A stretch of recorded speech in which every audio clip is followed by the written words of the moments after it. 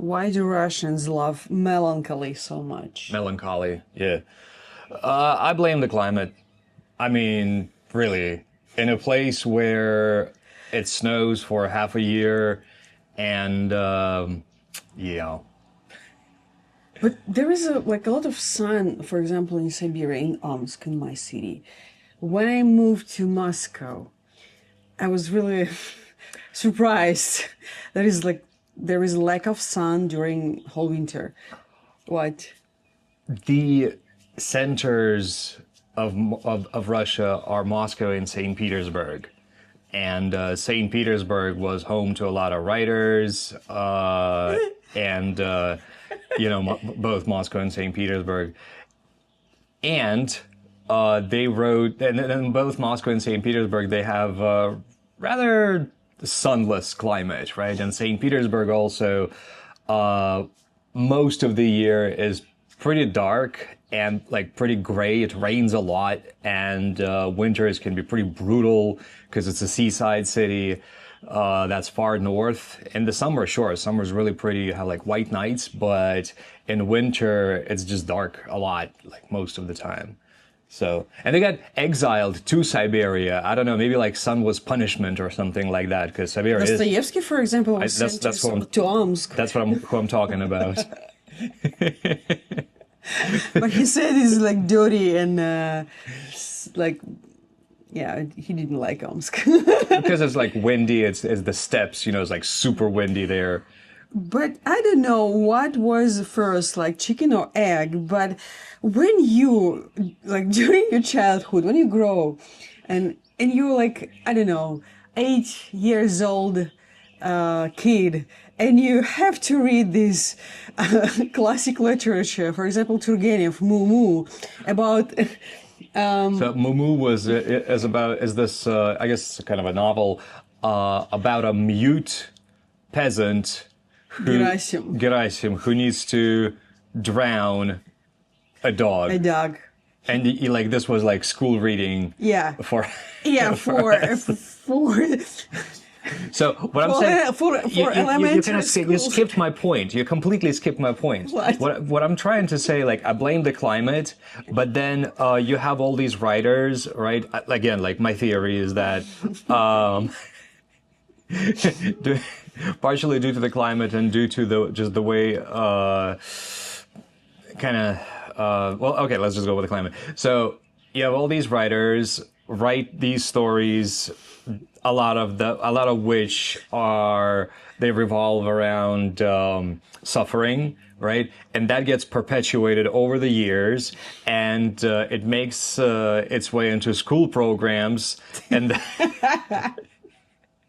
and so like through these hundreds and dozens of years, you have these little kids absorb all that dreariness and move on with it, and resulting in modern music that's also quite full of melancholy.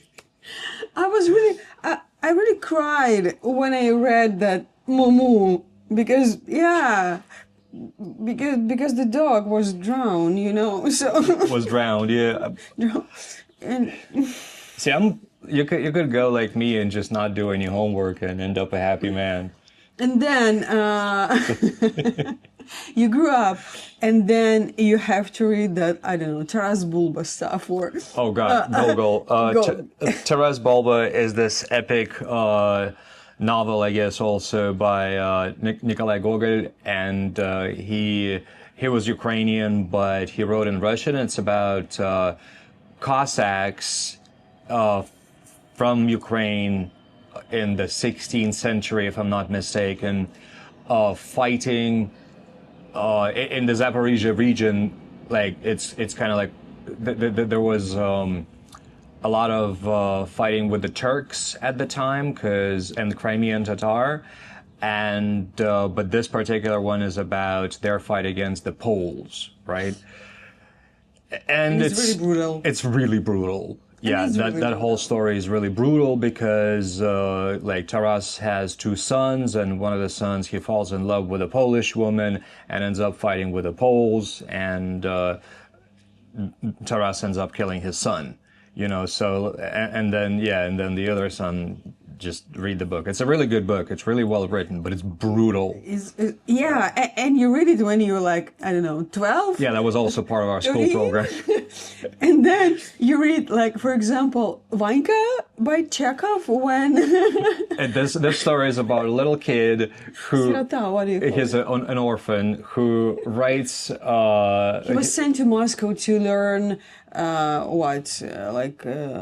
don't remember specifically to learn what, but he feels really bad in Moscow because he experiences like beatings and and he doesn't eat right like much or something. He just asks his grandfather. And he writes a letter to his grandfather to take him back to the village, because life in the city is really tough. Yeah, and he writes like на деревне дедушки. But the saddest part is that the address that he writes is to the village, to my grandpa, right? Yeah. So it's just like. And then, okay, this is when you're 13, for example. Then you approach like, I don't know, 16, and then you have to read Dostoevsky. And it's like quintessence of suffering, you know? I mean, to be honest, there is a lot of that, yes, in the Russian literature. To be honest, it's not all that bad, right? Like, not all of it revolves around pain and suffering. Like, you suffer, you pray, so you stop suffering, but then you die, right? But to be honest, it's a great literature. It's great literature. A beautiful language, very deep. Yes, and not all Russian literature is like that. Like, Anna Karenina is like that. Is like that. Vayna, like Peace and War. War and Peace is like that. Yes. Can you remember any that are not like that? For example, if you speak about Dostoevsky, I don't know. Let's ignore Dostoevsky. Hold on. Any book of Dostoevsky where people would be like glad or happy. I don't know, Pushkin, but also like Evgeny Onegin, for example, but also like not happy ending. Hero of our time, not a happy ending. Lermontov. Yeah, it's just really pretty. Chekhov, his рассказы, it's like novels. Well, yeah, his novels are funny. It's funny, yeah. It's really funny. Gogol, мертвые души. Yeah, Gogol actually has one of my favorite pieces of Russian literature ever is The Dead Souls by Gogol.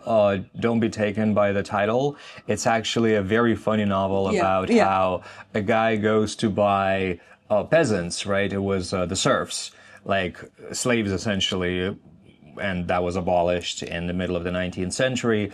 But he goes to buy souls, except he wants to buy the ones who already passed away. So essentially he's buying names so that he can sell them, resell them, right? And just the way he goes about it, trying to persuade the owners of these peasants who have passed away, tries to persuade everybody to buy these dead souls, right? It's hilarious. And this is a really good reflection on the Russian mentality and generally like how things work. And nothing changed. And really nothing changed. And it's unfinished, unfortunately, but I think personally it's one of the greatest examples of Russian literature. So why do Russians love melancholy? Because it's perpetuated over the years, over and over again with Perpetuated is like... Повторяет, like it's... Repeat? It repeats on purpose, kind of like that. Okay. Yeah. Okay. Over the years with no hope in sight. The end.